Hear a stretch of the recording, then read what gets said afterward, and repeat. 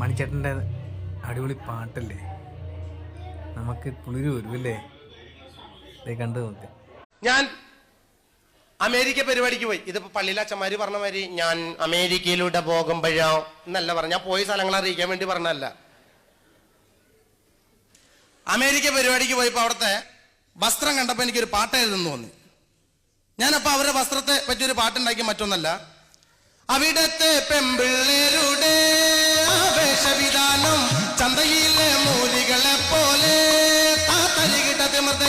അവിടത്തെ പെമ്പിള്ളേരുടെ ആവേശവിധാനം ചന്തയിലെ മൂലികളെ പോലെ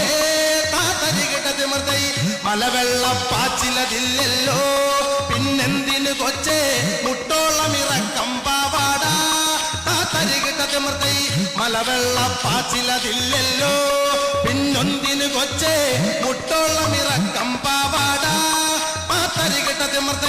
നാലാള് കൂട്ടണ സമയത്ത് ഒന്ന് കുമ്പിട്ട് പോയാൽ ജനഗണമന അപ്പ പാടുല്ലോ. ആ പാവാടിട്ടിട്ട് കുനിഞ്ഞു കഴിഞ്ഞാൽ ജനഗണമനയല്ല ജാരേ ജഗാം സച്ച വരെ പാടും. അപ്പൊ ആ വസ്ത്രത്തെ പറ്റി ഒരു പാട്ടായിരുന്നു ഞങ്ങളുടെ നാടൻ പാട്ട്. എൻ്റെ അച്ഛൻ സാധാരണ കുറച്ച് അല്പം മദ്യപിക്കുന്ന കൂട്ടത്തില്ല. ആളല്പം 2 സ്മോളൊക്കെ അടിച്ചു കഴിഞ്ഞിട്ടുണ്ടെങ്കിൽ എൻ്റെ അടുത്ത് വരും. കുറച്ച് നാടൻ പാട്ടുകളൊക്കെ അറിയാം, അത് അദ്ദേഹം പാടും. ആ പാട്ട് കേട്ട് അദ്ദേഹത്തിൽ നിന്ന് കിട്ടിയിട്ടുള്ള കുറച്ച് കൊച്ചു ഗാനങ്ങളാണ് ഞാൻ ഇന്ന് കാസറ്റിലൂടെ ഇറക്കുന്നത്. എൻ്റെ അച്ഛൻ്റെ പാട്ട്, എൻ്റെ അച്ഛൻ വെള്ളടിക്കുന്നതുകൊണ്ട് ഞാൻ എൻ്റെ അച്ഛനെ പറ്റി എഴുതിയ പാട്ടാണ്. ഉള്ളി കിടക്കണ കള്ളിന്റെ മൂപ്പന്റെ കുട്ടിക്കുറുമ്പന്റെ കെട്ടിയോന്ന്, ഉള്ളി കിടക്കണ കള്ളിന്റെ മൂപ്പന്റെ കുട്ടിക്കുറുമ്പന്റെ കെട്ടിയോന്ന്, നേരം വെളുപ്പിന് വന്നപ്പോ തൊട്ട് തുടങ്ങിയതല്ലേ കളി തൊന്തറവ്, നേരം വെളുപ്പിന് വന്നപ്പോ തൊട്ട് തുടങ്ങിയതല്ലേ കളി തൊന്തറവ്. ആ പാട്ട് എഴുതിയ അച്ഛന് ഭയങ്കര വിഷമായി.